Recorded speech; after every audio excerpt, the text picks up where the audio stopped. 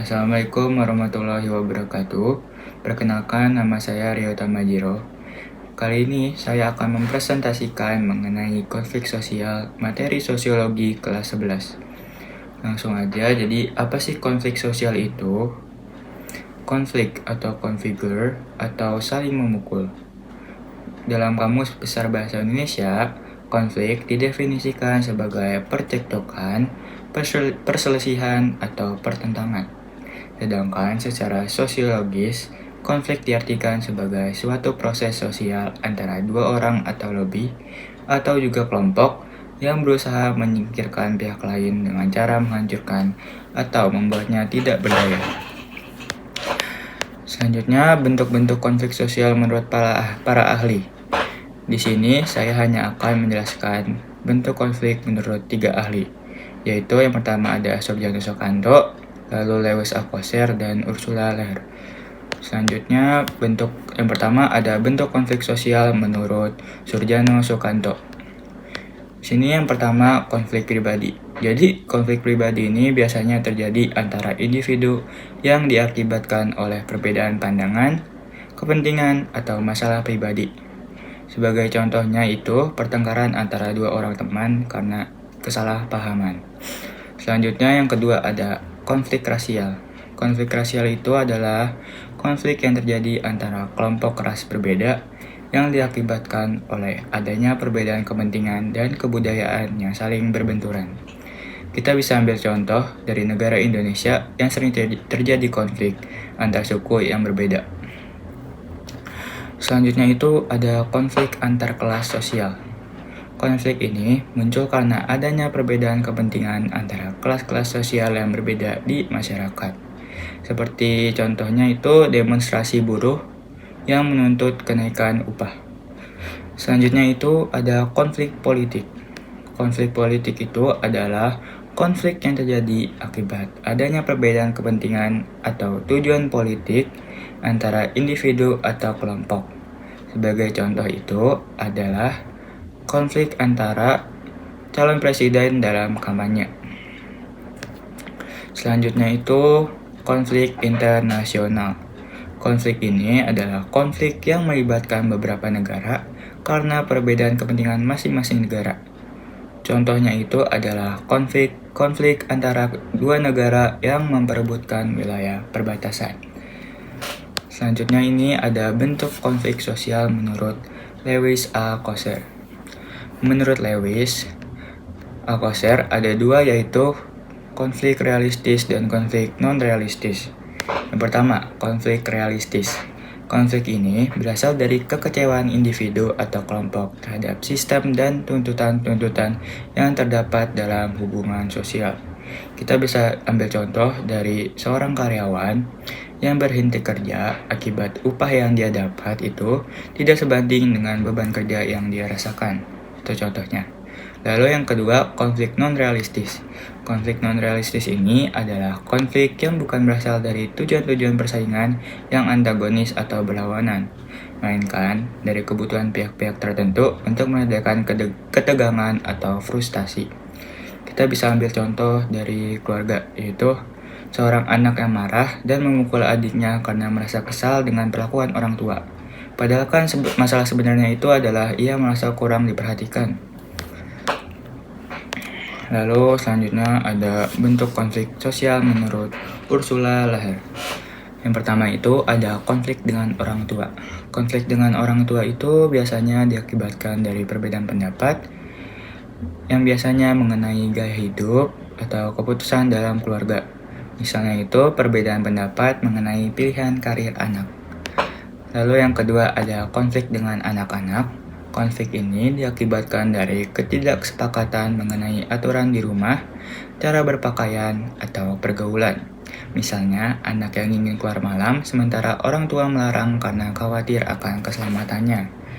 Selanjutnya ada konflik dengan keluarga. Konflik dengan keluarga ini biasanya konflik antar anggota keluarga. Bisa kita ambil contoh dari konflik mengenai warisan, pembagian harta, atau masalah keluarga lainnya. Lalu yang keempat, ada konflik dengan suami istri. Konflik ini biasanya diakibatkan dari perselisihan mengenai keuangan atau juga bisa karena masalah komunikasi. Misalnya itu adalah pertengkaran karena mereka merasa tidak dihargai atau tidak didengarkan. Misalnya, seorang istri merasa kalau dirinya tidak didengarkan oleh suaminya atau suaminya merasa tidak dihargai oleh istrinya. Lalu yang kelima itu ada konflik dengan orang lain. Konflik ini diakibatkan dari perselisihan dengan tetangga atau teman akibat dari perbedaan pendapat, perilaku yang tidak disukai, atau masalah pribadi yang lainnya. Misalnya, kita bisa ambil contoh dari konflik karena kesalahpahaman dalam berkomunikasi atau persaingan dalam pekerjaan. Lalu yang keenam ada konflik di sekolah. Konflik ini terjadi karena perselisihan antar siswa atau antar siswa dan guru. Misalnya, konflik karena bullying.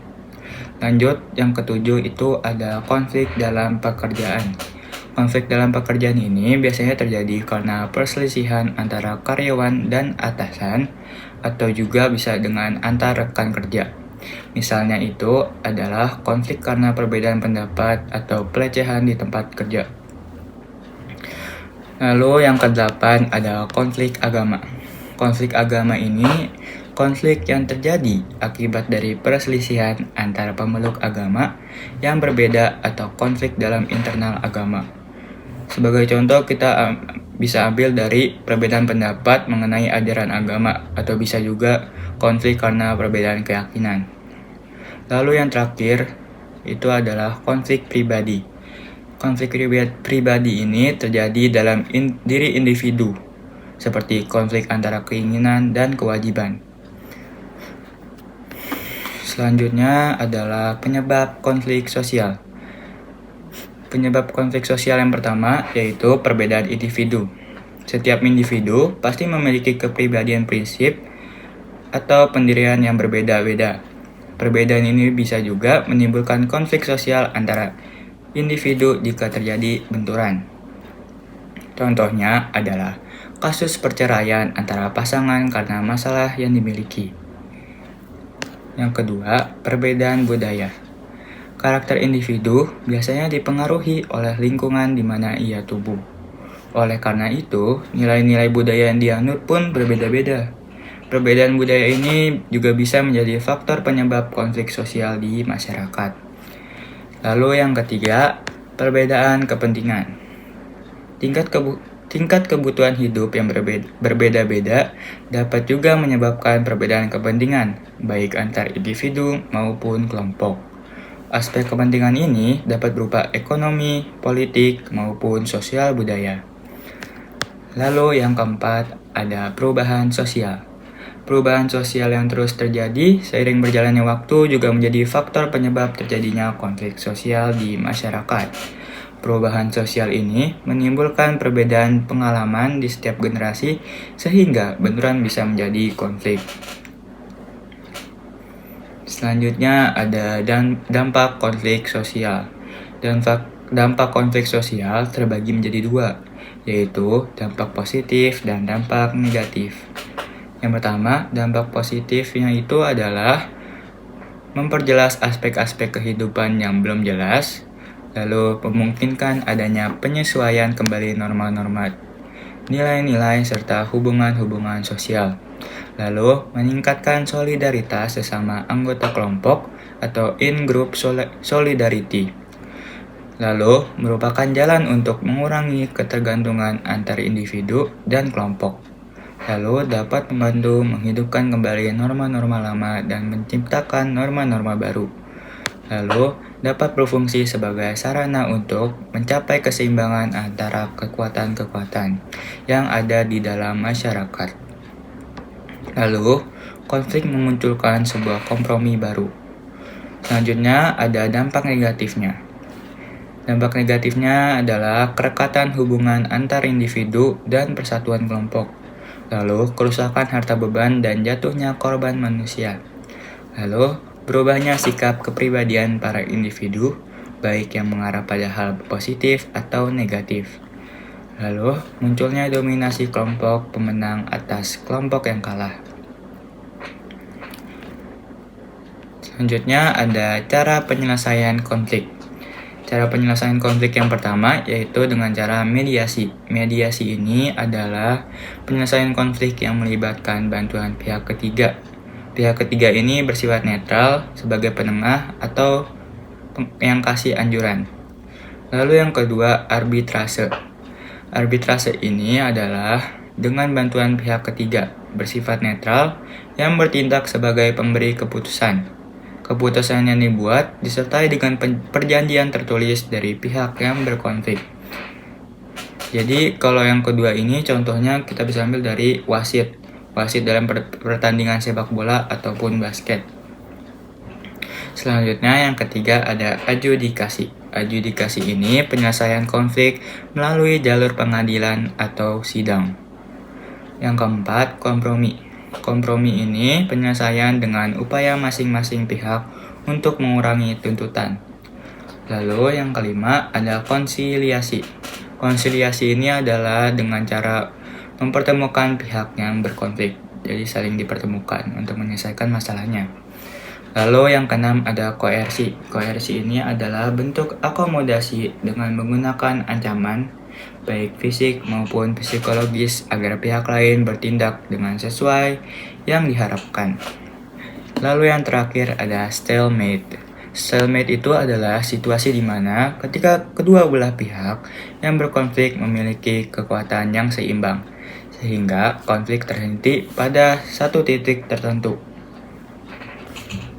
Jadi sekian presentasi yang saya bisa berikan mengenai konflik sosial. Jika ada salah kata atau yang saya jelaskan kurang jelas, mohon maaf. Assalamualaikum warahmatullahi wabarakatuh.